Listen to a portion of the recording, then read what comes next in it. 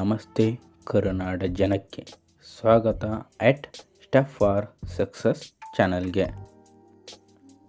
ಪ್ರಿಯ ವೀಕ್ಷಕರೇ, ನಾನಿಲ್ಲಿ Karnataka state syllabus ಮತ್ತು NCERT ಹಾಗೂ ಸ್ಟ್ಯಾಂಡರ್ಡ್ ಬುಕ್ಸಿಂದ ಹಿಸ್ಟ್ರಿಗೆ ರಿಲೇಟೆಡ್ ಆಗಿರ್ತಕ್ಕಂಥ ಎಲ್ಲ ಟಾಪಿಕ್ಗಳನ್ನ ಕವರ್ ಮಾಡಿಕೊಂಡು ನಿಮಗೆ ಸಮಗ್ರವಾಗಿ ತಿಳಿಸಲು ಪ್ರಯತ್ನವನ್ನು ಪಡ್ತಾ ಇದ್ದೇನೆ.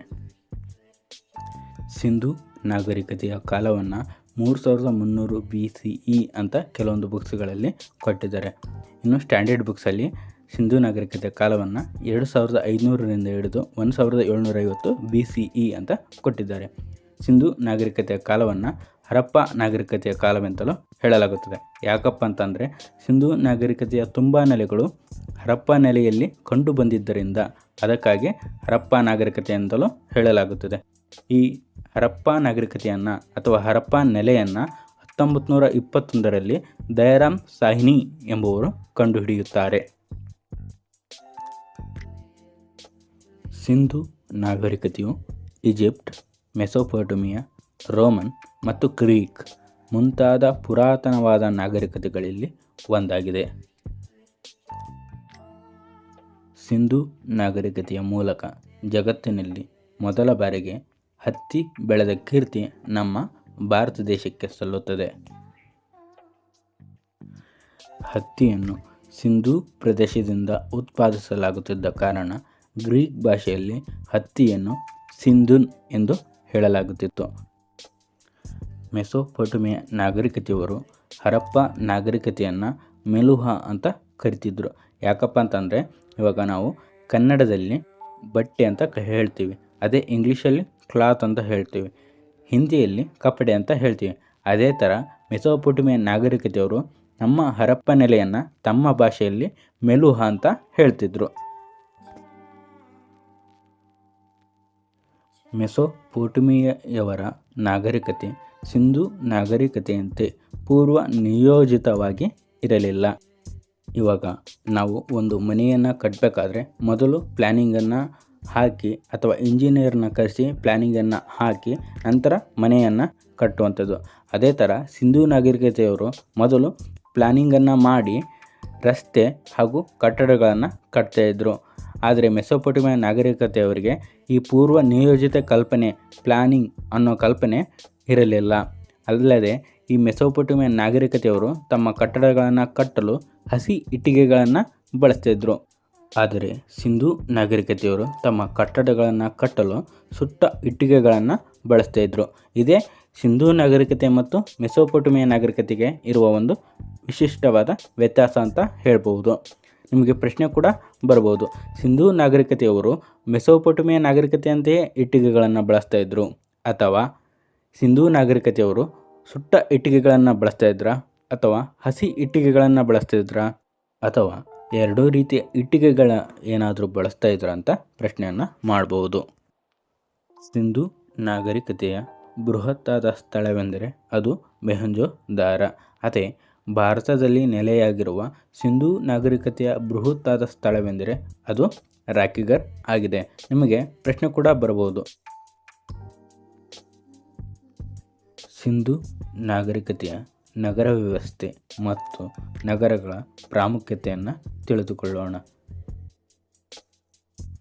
ಸಿಂಧೂ ನಾಗರಿಕತೆಯ ನಗರ ವ್ಯವಸ್ಥೆ ಗ್ರಿಡ್ ಪದ್ಧತಿಯನ್ನು ಒಳಗೊಂಡಿತ್ತು. ಅಂದರೆ ಆಯತ ಮತ್ತು ಚೌಕಾಕಾರದ ಕಟ್ಟಡ ಹಾಗೂ ರಸ್ತೆಗಳ ನಿರ್ಮಾಣ. ನೀವು ಈ ಚಿತ್ರವನ್ನು ಗಮನಿಸಬಹುದು, ಇದೇ ಗ್ರಿಡ್ ಸಿಸ್ಟಮ್ ಆಗಿದೆ. ಧೋಲಾವೀರ ಇದು ಗುಜರಾತ್ನ ಕಾಜಿರ್ ಬೇಟ್ ಎಂಬ ಪ್ರದೇಶದಲ್ಲಿ ಕಂಡುಬರುತ್ತದೆ. ಸ್ಥಳೀಯವಾಗಿ ಇದನ್ನು ಕೊಟ್ಟಡ ತಿಂಬ ಎಂದು ಕರೆಯುತ್ತಾರೆ. ಇದು ಒಂದೇ 3 ಬಡಾವಣೆಗಳನ್ನು ಹೊಂದಿದೆ. ಆದರೆ 2 ಬಡಾವಣೆಗಳಿಗೆ ಮಾತ್ರ ಕೋಟೆಯನ್ನು ಹೊಂದಿದೆ. ಧೋಲಾವೀರ ಒಂದನ್ನು ಹೊರತುಪಡಿಸಿ ಬೇರೆ ಯಾವ ಸಿಂಧೂ ನಾಗರಿಕತೆಯ ಪಟ್ಟಣಗಳು 3 ಬಡಾವಣೆಗಳನ್ನು ಹೊಂದಿಲ್ಲ. ಎಲ್ಲ ಸಿಂಧೂ ನಾಗರಿಕತೆಯ ಪಟ್ಟಣಗಳು 2 ಬಡಾವಣೆಗಳನ್ನು ಹೊಂದಿವೆ. ಇದರ ಇನ್ನೊಂದು ಪ್ರಾಮುಖ್ಯತೆ ಎಂದರೆ ಇಲ್ಲಿ ದೊಡ್ಡ ದೊಡ್ಡ ಅಕ್ಷರಗಳಲ್ಲಿ ಬರೆದಿರುವ ಬರವಣಿಗೆಗಳು ಕಾಣಸಿಗುತ್ತವೆ. ಹಾಗೆಯೇ ಬೇರೆ ಯಾವ ನಾಗರಿಕತೆಯಲ್ಲಿಯೂ ದೊಡ್ಡ ದೊಡ್ಡ ಅಕ್ಷರಗಳಲ್ಲಿ ಬರೆದಿರುವ ಬರವಣೆಗಳು ಕಾಣ ಸಿಗುವುದಿಲ್ಲ, ದೊಲವಿರವನ್ನು ಒಂದು ಹೊರತುಪಡಿಸಿ. ಬಡವರು ಮತ್ತು ಕಾರ್ಮಿಕರ ಬಡಾವಣೆಗಳಿಗೆ ರಕ್ಷಣಾ ಗೋಡೆ ಇರುವುದಿಲ್ಲ. ಇಲ್ಲಿ ಕೋಟೆಗಳು ಈಗಿನಂತೆ ಎತ್ತರ ಮತ್ತು ಬೃಹತ್ ಆಗಿ ಇರಲಿಲ್ಲ ಎಂದು ತಿಳಿದುಕೊಳ್ಳಬಹುದಾಗಿದೆ. ಹರಪ್ಪ ಇದು ರಾವಿ ನದಿಯ ದಂಡೆಯ ಮೇಲೆ ಕಂಡುಬರುತ್ತದೆ. ಹಾಗೆ ಇದು ಅಭಿವೃದ್ಧಿ ಹೊಂದಿದ ನಗರಗಳಲ್ಲಿ ಒಂದಾಗಿದೆ. ಇದು ಒಂದು ಉಗ್ರಾಣವಾಗಿತ್ತು ಎಂದು ತಿಳಿದುಕೊಳ್ಳಬಹುದಾಗಿದೆ. ಮೊಹೆಂಜೊದಾರ ಇದು ಸಿಂಧೂ ನದಿಯ ಮೇಲೆ ಕಂಡುಬರುತ್ತದೆ. ಇದನ್ನು ಇಟ್ಟಿಗೆ ಉತ್ಪಾದನಾ ಕೇಂದ್ರ ಅಂತಲೂ ಹೇಳಲಾಗುತ್ತದೆ. ಹಾಗೆಯೇ ಮೊಹೆಂಜೊದಾರದಲ್ಲಿ ನರ್ತಕಿಯ ಮೂರ್ತಿನೇ ಕಂಡುಬರುತ್ತದೆ. ಇದು ಕೂಡ ಸಿಂಧೂ ನಾಗರಿಕತೆಯ ನಗರಗಳಲ್ಲಿ ಪ್ರಮುಖವಾದ ನಗರ ಪಟ್ಟಣವಾಗಿದೆ. ಇದನ್ನು ಮಡಿದವರ ದಿಬ್ಬ ಎಂದು ಹೇಳಲಾಗುತ್ತದೆ. ಮಡಿದವರ ದಿಬ್ಬ ಎಂದರೆ ಸ್ಮಶಾನ ಅಥವಾ ಹೆಣವನ್ನು ಹೂಳುವ ಜಾಗ ಎಂದು ತಿಳಿದುಕೊಳ್ಳಬಹುದಾಗಿದೆ. ಈಗಾಗಲೇ ಈ ಸ್ಥಳಗಳಿಗೆ ಸಂಬಂಧಪಟ್ಟಂತೆ SDA, FDA, PDO ಹಾಗೂ ಇತರೆ ಎಕ್ಸಾಮ್ಗಳಲ್ಲಿ ಮ್ಯಾಚ್ ದಿ ಫಾಲೋವಿಂಗಲ್ಲಿ ಇವುಗಳ ಕುರಿತು ಪ್ರಶ್ನೆಯನ್ನು ಕೇಳಲಾಗಿದೆ. ಚನ್ಹೋದಾರ ಇದು ಬೊಂಬೆಗಳ ತಯಾರಿಕೆ ಕೇಂದ್ರವಾಗಿತ್ತು. ಈ ಚನ್ಹೋದಾರವನ್ನು ಆಟಿಕೆಯ ಕೇಂದ್ರ ಎಂತಲೂ ಹೇಳಬಹುದಾಗಿದೆ. ಮತ್ತು ಈ ಚನ್ಹೋದಾರವು ಕೋಟೆಯನ್ನು ಹೊಂದಿರದ ಪಟ್ಟಣವಾಗಿದೆ. ನಿಮಗೆ ಪ್ರಶ್ನೆ ಕೂಡ ಬರಬಹುದು, ಸಿಂಧೂ ನಾಗರಿಕತೆ ಯಾವ ನೆಲೆಯು ಕೋಟೆಯನ್ನು ಹೊಂದಿರದ ಪಟ್ಟಣವಾಗಿದೆ ಎಂದು. ಲೋಥಾಲ್ ಇದು ಗೋಗುವಾ ನದಿಯ ದಂಡೆಯ ಮೇಲೆ ಕಂಡುಬರುತ್ತದೆ. ಈ ಗೋಗುವಾ ನದಿ ಎನ್ನುವುದು ಸಬರಮತಿಯ ಉಪನದಿಯಾಗಿದೆ. ಈ ಲೋಥಾಲ್ ಎನ್ನುವುದು ಒಂದು ಬಂದರು ಆಗಿದ್ದು, ಲೋಥಾಲ್ ಅನ್ನು ಮೊಹೆಂಜೊದಾರದ ನಗರದ ಪ್ರತಿರೂಪ ಎಂದು ಹೇಳಲಾಗುತ್ತದೆ. ಸಿಂಧೂ ನಾಗರಿಕತೆಯ ವ್ಯಾಪ್ತಿಯಲ್ಲಿ 1,000ಕ್ಕೂ ಹೆಚ್ಚಿನ ನೆಲೆಗಳು ಕಂಡುಬಂದಿವೆ. ಅವುಗಳಲ್ಲಿ 6 ಮಾತ್ರ ನಗರಗಳೆಂದು ಪರಿಗಣಿಸಲಾಗಿದೆ. ಅವುಗಳೆಂದರೆ ಮೊಹೆಂಜೊದಾರ, ಹರಪ್ಪ, ಕಾಲಿಬಂಗನ್, ಲೋಥಾಲ್, ಬನವಾಲಿ ಮತ್ತು ಚನ್ಹೋದಾರವಾಗಿದೆ. ಸಿಂಧೂ ನಾಗರಿಕತೆಯಲ್ಲಿ ತೀರ ಪ್ರದೇಶಗಳನ್ನು ಹೊಂದಿರತಕ್ಕಂಥ ನಗರಗಳೆಂದರೆ ಲೋಥಾಲ್, ಅಲ್ಲಾದೇನೋ, ಸುಕ್ತಜಂಡಾರ್, ಬಾಲಾಕೋಟ್ ಮತ್ತು ಚನ್ಹೋದಾರವಾಗಿದೆ. ಕಾರ್ಬನ್ 14 ಈ ಸಂಶೋಧನೆಯ ಮೂಲಕ ಇತಿಹಾಸಕಾರರು ಅಥವಾ ಸಂಶೋಧನಾಕಾರರು ಪಳೆಯುಳಿಕೆಗಳು ಎಷ್ಟು ವರ್ಷಗಳ ಹಿಂದಿನದು ಎಂದು ಈ ಸಂಶೋಧನೆಯನ್ನು ಕೈಗೊಳ್ಳುವುದರ ಮೂಲಕ ಅವುಗಳ ಕಾಲಮಿತಿಯನ್ನು ಪರಿಗಣಿಸಬಹುದಾಗಿದೆ.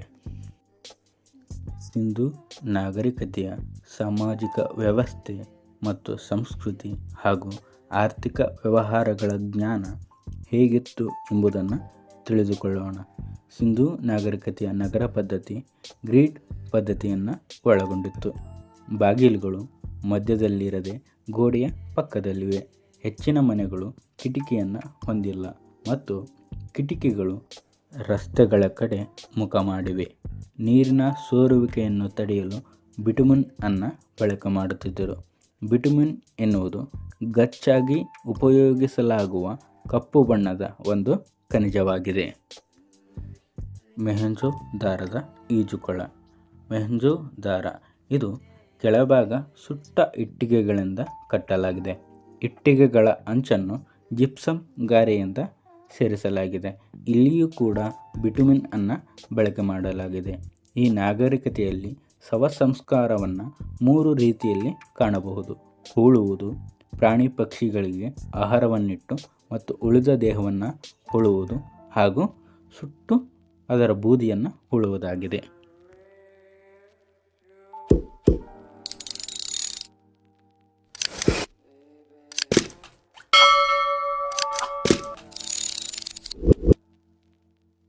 ಸಿಂಧೂ ನಾಗರಿಕತೆಯ ಸಂಸ್ಕೃತಿ ಮತ್ತು ಸಾಮಾಜಿಕ ವ್ಯವಸ್ಥೆ ಹೇಗಿತ್ತು ಎಂಬುದನ್ನು ತಿಳಿದುಕೊಳ್ಳೋಣ. ಸಿಂಧೂ ನಾಗರಿಕತೆಯವರಿಗೆ ಚಿನ್ನದ ಜ್ಞಾನವಿತ್ತು, ಆದರೆ ಕಬ್ಬಿಣದ ಜ್ಞಾನವಿರಲಿಲ್ಲ. ಸಿಂಧೂ ನಾಗರಿಕತೆಯವರು ಯುದ್ಧ ಆಕಾಂಕ್ಷಿಗಳಾಗಿರಲಿಲ್ಲ, ಅಂದರೆ ಅವರು ಸೈನಿಕ ಪ್ರಧಾನವಾಗಿರಲಿಲ್ಲ. ಪುರುಷ ಪ್ರಧಾನ ಸಮಾಜವಾಗಿತ್ತು.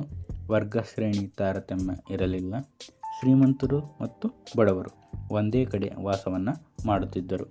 ಮಾಂಸಪ್ರಿಯರಾಗಿದ್ದರು. ಪುರುಷರು ಗಡ್ಡಧಾರಿಗಳು ಆಗಿದ್ದರು, ಆದರೆ ಮೀಸೆಯನ್ನು ಬಿಡುತ್ತಿರಲಿಲ್ಲ.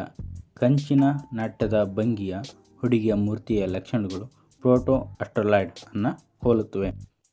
ಅಸ್ಟ್ರಲಾಯ್ಡ್ ಅಂತಂದರೆ ಸಂಶೋಧಕರು ಪ್ರಾಚೀನ ಕಾಲದಲ್ಲಿ ಜನರ ದೈಹಿಕ ಲಕ್ಷಣಗಳನ್ನು ಗುರುತಿಸಿ ಅವರು ಯಾವ ಗುಂಪಿಗೆ ಸೇರುತ್ತಾರೆ ಎಂಬುದನ್ನು ಹೇಳಲು ಈ ಪದಗಳನ್ನು ಅಂದರೆ ಅಸ್ಟ್ರಲಾಯ್ಡ್, ಮುಂಗೋಲಾಯ್ಡ್ ಎಂಬ ಪದಗಳನ್ನು ಬಳಕೆ ಮಾಡ್ತಿದ್ರು.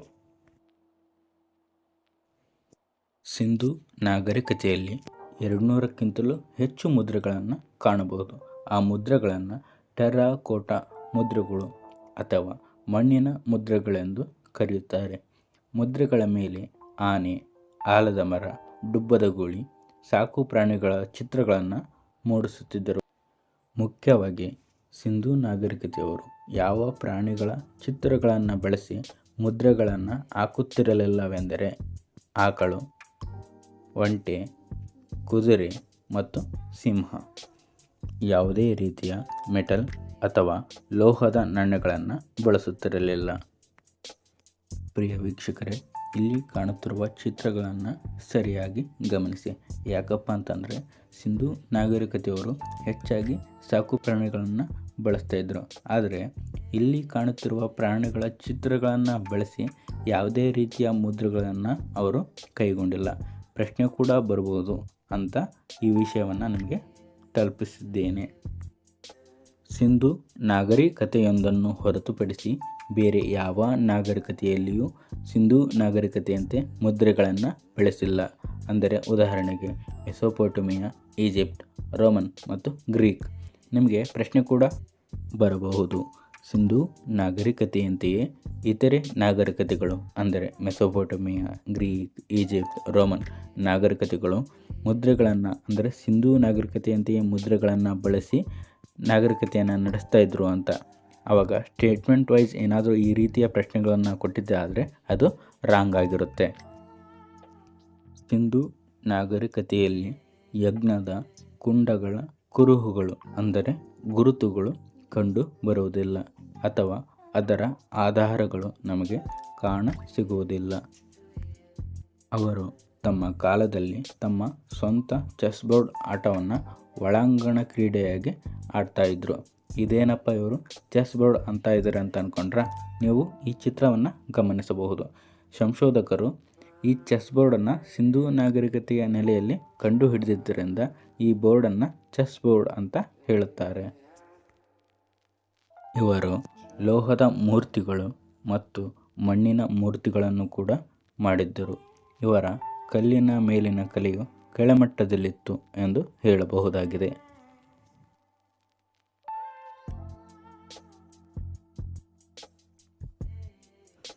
ಸಿಂಧೂ ನಾಗರಿಕತೆಯಲ್ಲಿ ಕುದುರೆಗಳ ಕುರುಹುಗಳು ಸಿರ್ಕೋಟೋಡಾ ಎಂಬ ಪ್ರದೇಶದಲ್ಲಿ ಕಂಡುಬಂದಿವೆ. ಇದರಿಂದ ಸಿಂಧೂ ನಾಗರಿಕತೆಯವರಿಗೆ ಕುದುರೆಗಳ ಪರಿಚಯ ಇರಬಹುದೇನೋ ಎಂದು ತಿಳಿಯಬಹುದಾಗಿದೆ. ಮೊಹೆಂಜೊದಾರೊದಲ್ಲಿನ ಬೃಹತ್ ಈಜುಕೊಳದಂತೆ ಇಂದಿಗೂ ದಕ್ಷಿಣ ಭಾರತದಲ್ಲಿ ಕಲ್ಯಾಣಿ ಬಾವಿಗಳೆಂಬ ಹೆಸರಿನಲ್ಲಿ ನಿರ್ಮಿಸಿದ್ದಾರೆ. ಸಿಂಧೂ ನಾಗರಿಕತೆಯ ನ್ಯೂನತೆ ಎಂದರೆ ಕೆಲವು ಕಡೆ ಚರಂಡಿಗಳ ಪಕ್ಕದಲ್ಲಿ ಬಾವಿಗಳನ್ನು ನಿರ್ಮಿಸಿರುವುದು. ಕಂಚಿನ ಕ್ಷೌರದ ಕತ್ತಿಯ ಬಳಕೆಯನ್ನು ಮಾಡುತ್ತಿದ್ದರು. ಸಿಂಧೂ ನಾಗರಿಕತೆಯಲ್ಲಿ ಮಾತೃದೇವತೆ ಪೂಜೆ ಹಾಗೂ ಶಕ್ತಿ ಪೂಜೆಗಳು ಒಂದೇ ಆಗಿರಲಿಲ್ಲ. ಉದಾಹರಣೆಗೆ ನೀವು ಎಡಭಾಗದಲ್ಲಿರುವ ಚಿತ್ರವನ್ನು ಗಮನಿಸಬಹುದು. ಸಿಂಧೂ ನಾಗರಿಕತೆಯವರು ಒಳ್ಳೆಯ ಉದ್ದೇಶಗಳನ್ನು ಇಟ್ಟುಕೊಂಡು ಪ್ರಾರ್ಥನೆಯನ್ನು ಕೈಗೊಳ್ಳೋದಕ್ಕೆ ಈ ಪೂಜೆಯನ್ನು ಅಂದರೆ ಈ ಮೂರ್ತಿಯ ಪೂಜೆಯನ್ನು ಕೈಗೊಳ್ತಾ ಇದ್ರು. ಇನ್ನು ಬಲಭಾಗದಲ್ಲಿರುವ ಚಿತ್ರವನ್ನು ಗಮನಿಸಬಹುದು. ಬ್ಲ್ಯಾಕ್ ಮ್ಯಾಜಿಕ್ ಅಂದರೆ ಯಾವುದೋ ಒಂದು ಶಕ್ತಿ ಸಿದ್ಧಿಯನ್ನು ಮಾಡಿಕೊಳ್ಳೋದಕ್ಕೋಸ್ಕರ ಮಾಟ ಮಂತ್ರಗಳನ್ನು ಕೈಗೊಳ್ಳೋದಕ್ಕೋಸ್ಕರ ಈ ಒಂದು ಬ್ಲ್ಯಾಕ್ ಮ್ಯಾಜಿಕ್ ಅಥವಾ ಶಕ್ತಿ ಪೂಜೆಯನ್ನಾಗಿ ಸಿಂಧೂ ನಾಗರಿಕತೆಯವರು ಇದನ್ನು ಬಳಸ್ತಾ ಇದ್ದರು. ಮೊಹೆಂಜೊದಾರದ ನಾಟ್ಯದ ಭಂಗಿಯ ಮೂರ್ತಿಯ ಹುಡುಗಿಯು ಕುದುರೆ ಬಾಲದ ರೀತಿ ಜಡೆಯನ್ನು ಹಾಕಿದ್ದಾಳೆ. ಆಭರಣಗಳನ್ನು ತಯಾರಿಸುವಾಗ ಡಿ ಆಕಾರದ ತುದಿಗಳನ್ನು ತೆಳುವಾದ ಲೋಹದ ತಗಡಿನಿಂದ ಬೆಸುಗೆಯೇ ಇಲ್ಲದಂತೆ ಮಾಡಲಾಗಿದೆ. ದೀಪ ಉರಿಸಲು ಏನು ಉಪಯೋಗಿಸುತ್ತಿದ್ದರು ಎಂದು ತಿಳಿದುಬರುವುದಿಲ್ಲ. ಮಾನವ ಪ್ರತಿಮೆಗಳಿಗಿಂತ ಪ್ರಾಣಿಗಳ ಪ್ರತಿಮೆಗಳನ್ನು ಹೆಚ್ಚು ಮಾಡಿದ್ದಾರೆ. ನಿಮಗೆ ಪ್ರಶ್ನೆ ಕೂಡ ಬರಬಹುದು. ಸಿಂಧೂ ನಾಗರಿಕತೆಯವರು ಮಾನವ ಪ್ರತಿಮೆಗಳನ್ನು ಹೆಚ್ಚಾಗಿ ಮಾಡಿದ್ರ ಅಥವಾ ಪ್ರಾಣಿಗಳ ಪ್ರತಿಮೆಗಳನ್ನು ಹೆಚ್ಚಾಗಿ ಮಾಡಿದ್ರ ಅಂತ. ಸಿಂಧೂ ನಾಗರಿಕತೆಯ ಲಿಪಿಯನ್ನು ಪಿಕ್ಟೋರಿಯಲ್ ಸ್ಕ್ರಿಪ್ಟ್ ಎಂದು ಹೇಳಲಾಗುತ್ತದೆ.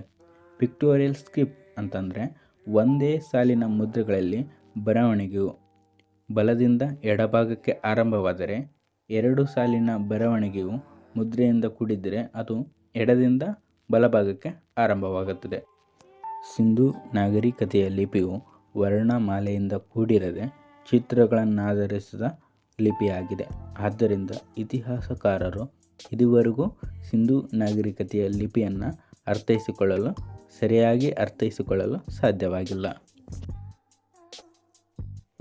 ಕಂಚಿನ ನಾಟ್ಯದ ಭಂಗಿಯ ಮೂರ್ತಿಯ ಹುಡುಗಿಯ ಲಕ್ಷಣಗಳು ಪ್ರೋಟೋ ಆಸ್ಟ್ರಲಾಯ್ಡ್ ಜನಾಂಗವನ್ನು ಪ್ರತಿನಿಧಿಸುತ್ತವೆ. ಪ್ರೋಟೋ ಆಸ್ಟ್ರಲಾಯ್ಡ್ ಅಂತಂದರೆ ಏನು ಅಂತ ತಿಳ್ಕೊಂಡಿದ್ದೀವಿ.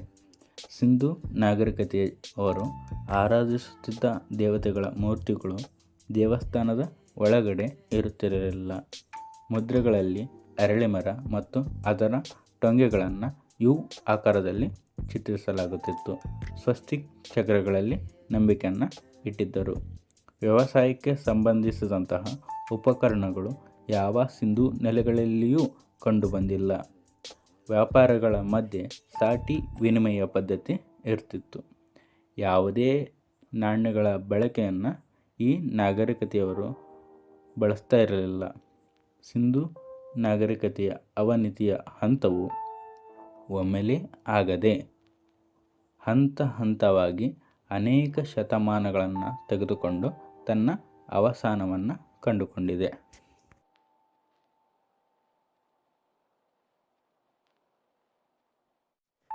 ಸಿಂಧೂ ನಾಗರಿಕತೆಯ ಬಗ್ಗೆ ಗೊತ್ತಿರದ ಕೆಲವು ವಿಷಯಗಳು: ದೊಡ್ಡ ದೊಡ್ಡ ಅರಮನೆಗಳು ಇರುವುದು ಹಾಗೂ ರಾಜ ಮತ್ತು ಯುದ್ಧಗಳು ನಡೆದಿವೆ ಇಲ್ಲವೋ ಎನ್ನುವ ಮಾಹಿತಿ ಬಗ್ಗೆ ಮತ್ತು ನಾಣ್ಯಗಳ ಬಗ್ಗೆ ಹಾಗೂ ಅಗ್ನಿಕುಂಡಗಳ ಬಗ್ಗೆ. ಸಿಂಧೂ ನಾಗರಿಕತೆಯಲ್ಲಿ ಇಲ್ಲಿರುವ ಅಂಶಗಳ ಬಗ್ಗೆ ಯಾವುದೇ ರೀತಿಯ ಮಾಹಿತಿಗಳು ನಮಗೆ ದೊರೆತಿಲ್ಲ. ಸಿಂಧೂ ನಾಗರಿಕತೆ ಹಾಗೂ ವೇದಿಕ್ ನಾಗರಿಕತೆಗಿರುವ ವ್ಯತ್ಯಾಸಗಳ ಬಗ್ಗೆ ತಿಳಿತಾ ಹೋಗೋಣ. ಇಲ್ಲಿ ಋಗ್ವೇದದ ನಾಗರಿಕತೆಯನ್ನು ಪೂರ್ವ ವೈದಿಕ ಕಾಲ ಅಂತ ಹೇಳಲಾಗುತ್ತದೆ. ಅದೇ ಋಗ್ವೇದದ ನಂತರ ಕಾಲವನ್ನು ಉತ್ತರ ವೈದಿಕ ಕಾಲ ಅಂತ ಹೇಳಲಾಗುತ್ತದೆ. ಇಲ್ಲಿ ಸಿಂಧೂ ನಾಗರಿಕತೆಯವರು ನಗರವಾಸಿಗಳು ಆಗಿದ್ದರು. ಅದೇ ಋಗ್ವೇದ ನಾಗರಿಕತೆಯವರು ಅಥವಾ ವೇದಿಕ್ ನಾಗರಿಕತೆಯವರು ಗ್ರಾಮೀಣ ವಾಸಿಗಳಾಗಿದ್ದರು. ಸಿಂಧೂ ನಾಗರಿಕತೆಯವರು ವಾಣಿಜ್ಯ ವ್ಯಾಪಾರವನ್ನು ಕೈಗೊಳ್ತಾ ಇದ್ದರು. ಅದೇ ಋಗ್ವೇದದ ನಾಗರಿಕತೆಯವರು ಉದ್ಯೋಗ, ಕೃಷಿ ಮತ್ತು ಪಶು ಸಂಗೋಪನೆಯನ್ನು ಕೈಗೊಳ್ತಾ ಇದ್ದರು. ಸಿಂಧೂ ನಾಗರಿಕತೆಯವರು ಶಾಂತ ಪ್ರಿಯರಾಗಿದ್ದರು ಹಾಗೂ ಋಗ್ವೇದದ ನಾಗರಿಕತೆಯವರು ಯುದ್ಧ ಪ್ರಿಯರಾಗಿದ್ದರು. ಸಿಂಧೂ ನಾಗರಿಕತೆಯವರಿಗೆ ಕಬ್ಬಿಣದ ಬಳಕೆ ಗೊತ್ತಿರಲಿಲ್ಲ. ಆದರೆ ಋಗ್ವೇದದ ನಾಗರಿಕತೆಯವರಿಗೆ ಕಬ್ಬಿಣದ ಬಳಕೆ ಗೊತ್ತಿತ್ತು. ಸಿಂಧೂ ನಾಗರಿಕತೆಯವರಿಗೆ ಡುಬ್ಬದ ಗುಳಿ ಪೂಜನೀಯವಾಗಿತ್ತು. ಋಗ್ವೇದದವರಿಗೆ ಹಸು ಪೂಜನೀಯವಾಗಿತ್ತು. ಸಿಂಧೂ ನಾಗರಿಕತೆಯವರು ಒಳಾಂಗಣ ಕ್ರೀಡೆಯನ್ನು ಆಡ್ತಾಯಿದ್ರು. ಆದರೆ ಋಗ್ವೇದದ ನಾಗರಿಕತೆಯವರು ಹೊರಾಂಗಣ ಕ್ರೀಡೆಯನ್ನು ಆಡ್ತಾಯಿದ್ರು. ಇನ್ನು ಸಿಂಧೂ ನಾಗರಿಕತೆಯವರು ವಿಭಕ್ತ ಕುಟುಂಬವನ್ನು ಹೊಂದಿದ್ರು. ಋಗ್ವೇದದ ನಾಗರಿಕತೆಯವರು ಅವಿಭಕ್ತ ಕುಟುಂಬವನ್ನು ಹೊಂದಿದ್ರು. ವಿಭಕ್ತ ಕುಟುಂಬ ಅಂತಂದರೆ ಅಪ್ಪ, ಅಮ್ಮ ಹಾಗೂ ಮಕ್ಕಳು ಇಷ್ಟೇ. ಅದೇ ಅವಿಭಕ್ತ ಕುಟುಂಬ ಅಂತಂದರೆ ಅಜ್ಜ, ಅಜ್ಜಿ, ಅಪ್ಪ, ಅಮ್ಮ, ಮಕ್ಕಳು, ಮರಿಮೊಮ್ಮಕ್ಕಳು ಈ ಥರ. ಹಾಗೆ ನಿಮ್ಮದು ಯಾವ ಕುಟುಂಬ? ಅವಿಭಕ್ತ ಕುಟುಂಬನ ಅಥವಾ ವಿಭಕ್ತ ಕುಟುಂಬನ? ಕಮೆಂಟ್ ಬಾಕ್ಸಲ್ಲಿ ತಿಳಿಸಿ. ಸಿಂಧೂ ನಾಗರಿಕತೆಯವರು ಹೆಣವನ್ನು ಹೋಳ್ತಾ ಇದ್ರು. ಅದೇ ಋಗ್ವೇದದ ನಾಗರಿಕತೆಯವರು ಹೆಣವನ್ನು ಸುಡ್ತಾಯಿದ್ರು. ಸಿಂಧೂ ನಾಗರಿಕತೆಯವರದು ಮಾತೃ ಪ್ರಧಾನ ಕುಟುಂಬ. ಋಗ್ವೇದದವರದು ಪಿತೃ ಪ್ರಧಾನ ಕುಟುಂಬ. ಸಿಂಧೂ ನಾಗರಿಕತೆಯವರದು ವಸ್ತುಗಳು ವಿನಿಮಯ ಪದ್ಧತಿಯನ್ನು ಅನುಸರಿಸ್ತಾ ಇದ್ದರು. ಋಗ್ವೇದದವರು ವಸ್ತುವಿನ ಬೆಲೆಯನ್ನು ಗೋವಿನ ರೂಪದಲ್ಲಿ ನೋಡ್ತಾ ಇದ್ದರು. ಸಿಂಧೂ ನಾಗರಿಕತೆಯವರು ಮೂರ್ತಿ ಪೂಜೆ ಆರಾಧಕರಾಗಿದ್ದರು. ಋಗ್ವೇದದವರು ಪ್ರಕೃತಿ ಆರಾಧಕರಾಗಿದ್ದರು. ಸಿಂಧೂ ನಾಗರಿಕತೆಯವರಿಗೆ ಬರವಣಿಗೆ ಗೊತ್ತಿತ್ತು. ಋಗ್ವೇದದವರಿಗೆ ಮೌಖಿಕ ಆಧಾರವನ್ನು ಅನುಸರಿಸ್ತಾ ಇದ್ದರು. ಬರವಣಿಗೆ ಗೊತ್ತಿರಲಿಲ್ಲ. ಧನ್ಯವಾದಗಳು ವೀಕ್ಷಕರೇ.